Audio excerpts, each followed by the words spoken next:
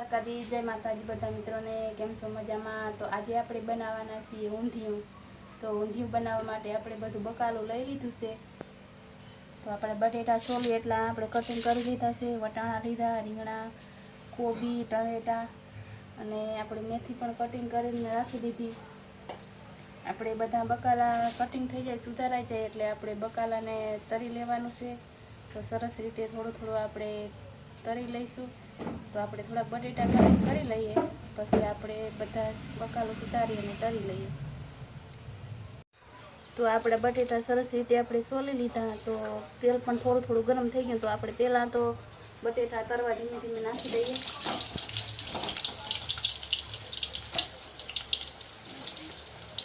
આપણે રીંગણાને તરવા બહુ વાર નથી લાગતી, એટલે પહેલાં આપણે બટેટા તરી લઈશું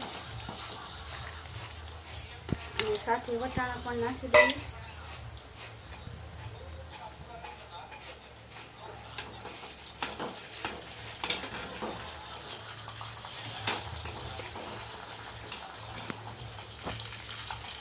ધીમે ધીમે આપણે ધીમો ગેસ રાખવાનો છે. ધીમે ગેસથી આપણે ધીમે ધીમે તરી લઈએ એટલે સરસ આપણા બટેટા તરી જાય અને અડધા સરસ રીતે સળી પણ જાય.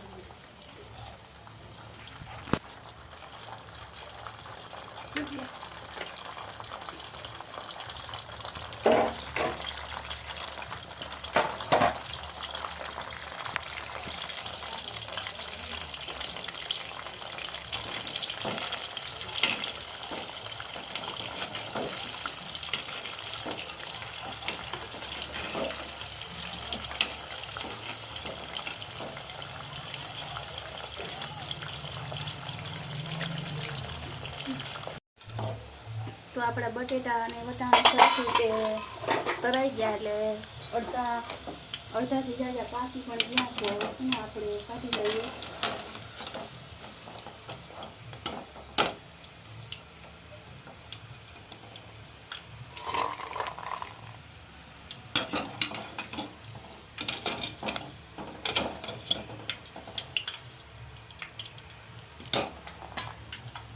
હવે નાખી દઈએ આપણે રીંગણા અને કોબી.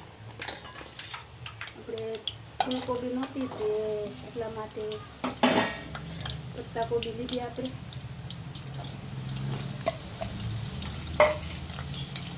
તો એ પણ સરસ રીતે આપણે કાપવા દઈએ ધીમા ગેસે. અને આ મસાલો આપણે તૈયાર કરી લીધો.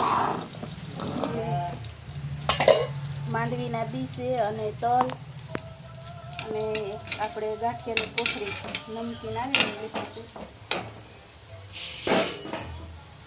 તો આપણે રીંગણા અને કોબી તરાય ત્યાં સુધીમાં આપણે ગોટા બનાવવાની તૈયારી કરી લઈએ. ઊંધિયા માટે હવે ગોટા બનાવી લઈશું. તો આપણે હળદર, મીઠું બધા આપણે મસાલા નાખી લઈએ. તો આપણે હળદર નાખીશું 1 ચમચી જેટલે, આપણે ધાણા જીરું મસાલો,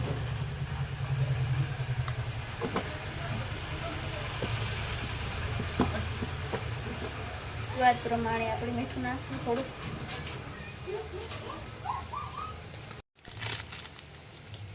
તો આપણે થોડોક મોસાબ મસાલો નાખી દઈએ, થોડો ગરમ મસાલો,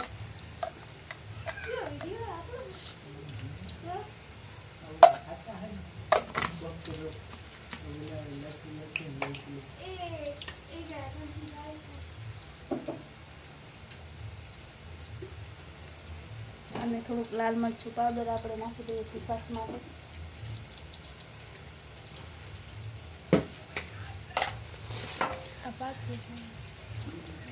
અને આપણે મેથી અને ધાણા ભાજી બે ભેગું આપણે મિક્સ મોરી નાખ્યું એટલે આપણે સરસ પાણીમાં ધોઈ નાખીએ પછી નાખી.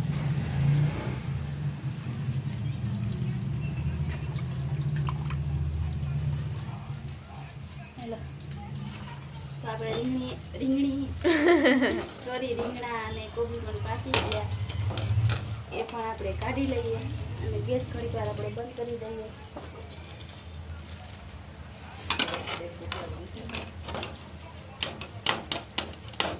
જોઈ શકો છો આપણા સરસ રીતે બકાલા એકદમ સરસ થઈ ગયા. તો આજે ઊંધિયું કેવું બને એ તો ખબર નથી, બનાવવાની ટ્રાય કરી.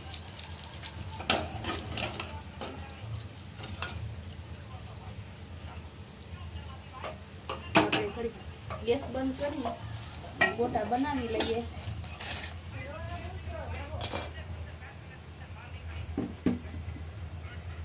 તો આપણે થોડુંક તેલ નાખી દઈએ અને એક લીંબુનો રસ.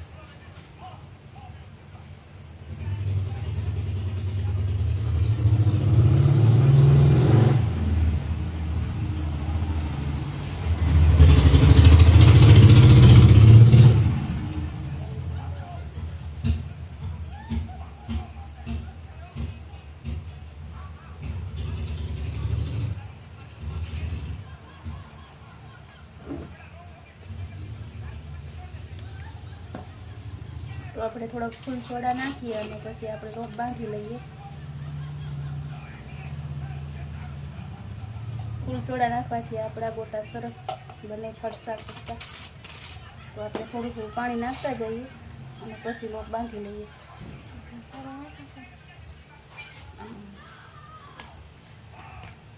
તો આપણે લોટને બહુ આછો કે બહુ કઠણ નથી રાખવાનો, આપણે મીડિયમ રાખશું.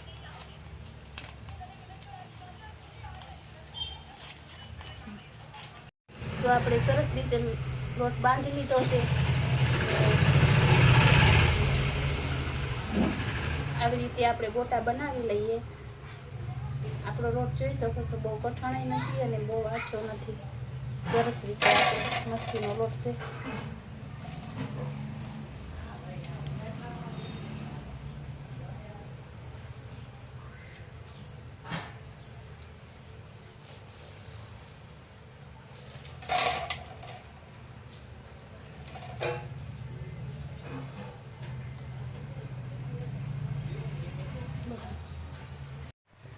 તો આપણા ગોટા તૈયાર થઈ ગયા છે સરસ રીતે. તો જોઈ શકો છો. તો આપણે તપેલીમાં તેલ પણ ગરમ થવા મૂકી દીધું.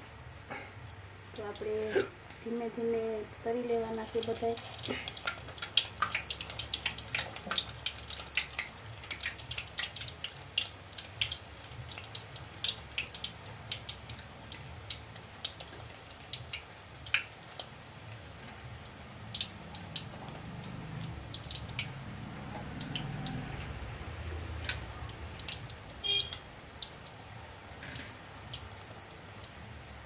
તો ગોટા તળવામાંથી એટલો મસ્ત સુગંધ આવે છે. તો આજે ઊંધિયું તો બહુ મસ્ત જ બનવાનું છે.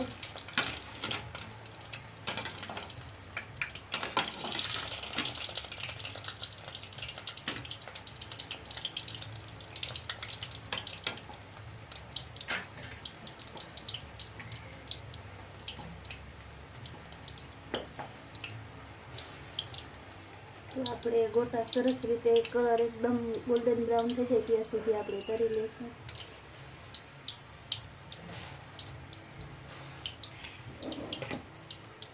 તો જોઈ શકો છો સરસ રીતે આપણા ગોટા પાકી ગયા છે. ગોલ્ડન બ્રાઉન એકદમ કલર સરસ આવી ગયો. તો હવે આપણે કાઢી લઈએ.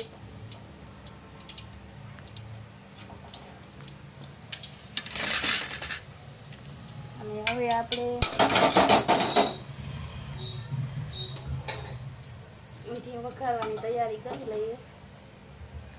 તો આપણે વધારાનું તેલ છે ને કાઢી લેવાનું છે.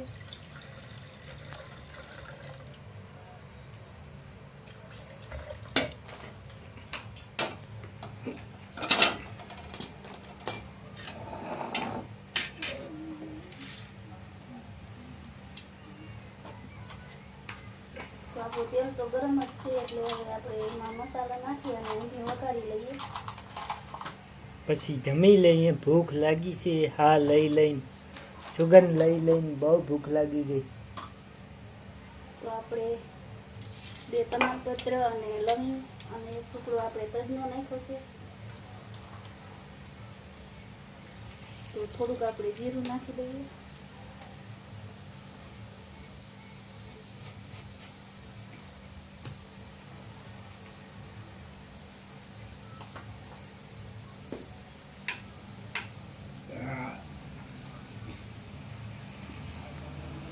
અડધી ચમચી જેટલી આપણે હિંગ લીધી છે.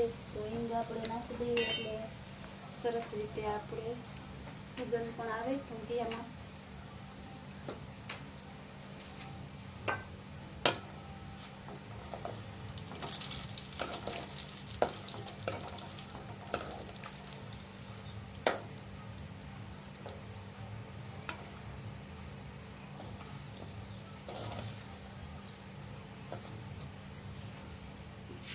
ને આપણે લઈ લીધી છે ટમેટાની ગ્રેવી.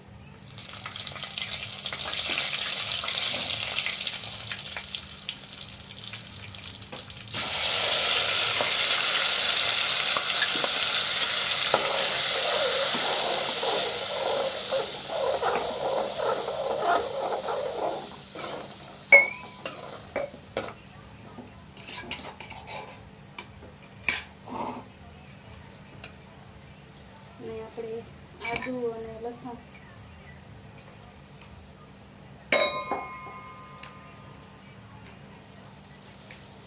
થોડું ભૂલાઈ ગયું, મિસ્ટેક થઈ ગઈ. આપણે તેલ ગરમ થઈ ગયું એટલે પરબારો આપણે આદુ અને લસણ નાખવાનું હોય. હું ભૂલી ગઈ, સાઈડમાં પડી હતી ને ભૂલાઈ ગઈ. તો કાંઈ વાંધો નહીં, એમાં પણ પાકી જશે સરસ.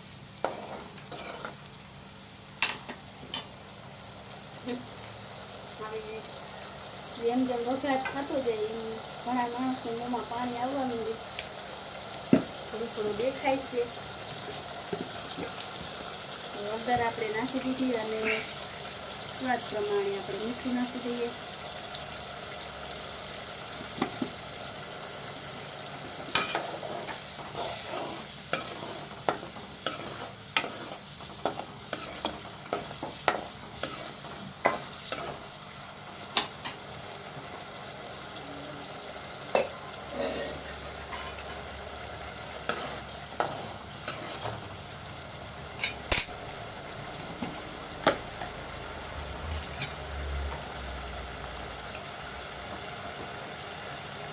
જેટલું તીખું ખાતા હોય એટલે આપણે ચટણી નાખવાની.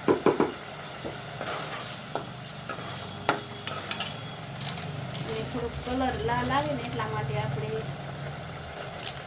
કાશ્મીરી લાલ મિરચી પાવડર નાખી દઈએ.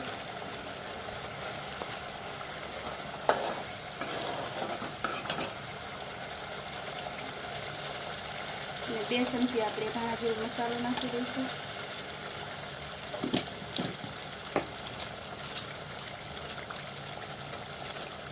સરસ શાક બને એટલા માટે આપણે શેકિંગ વાળો આપણે મસાલો જે આપણે ઘરમાં વાપરતા હોઈએ એ કરશું. અને થોડોક આપણે ગરમ મસાલો નાખી દઈશું.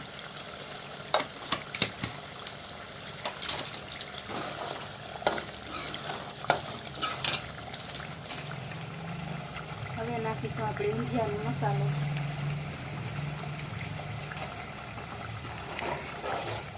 સરસ રીતે હલાવી અને આપણે જે બધું બકાલું કરેલો છે એ નાખી દઈએ આપણે.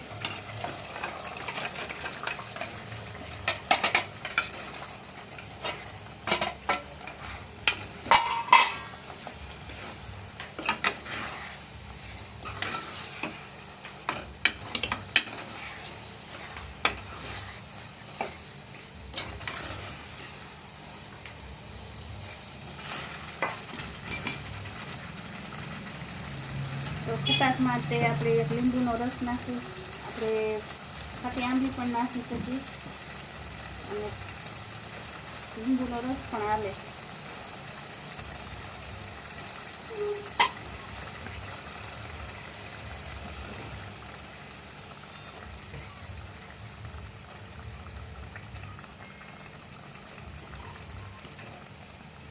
તો આપણો લીંબુનો બી એક પડી ગયો તો આપણે કાઢી લઈએ બહાર.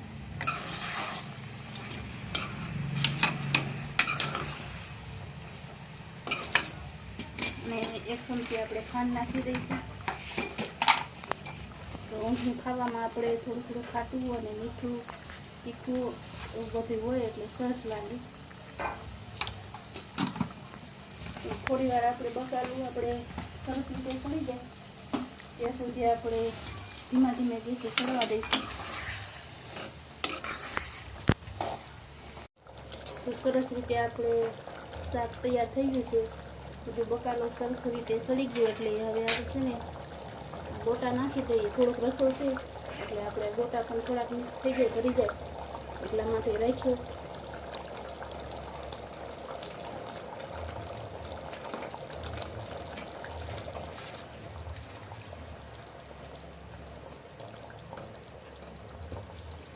અને થોડોક આપણો આ મસાલો નાખી દઈએ, જે આપણે માંડવીનો ભૂકો, તલ અને ગાંઠિયા લીધા.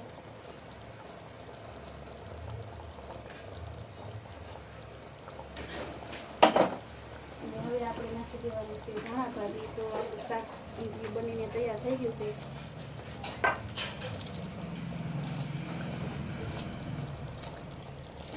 તો વિડીયો ગમે તો લાઈક, શેર અને સબસ્ક્રાઈબ જરૂર કરી દેજો.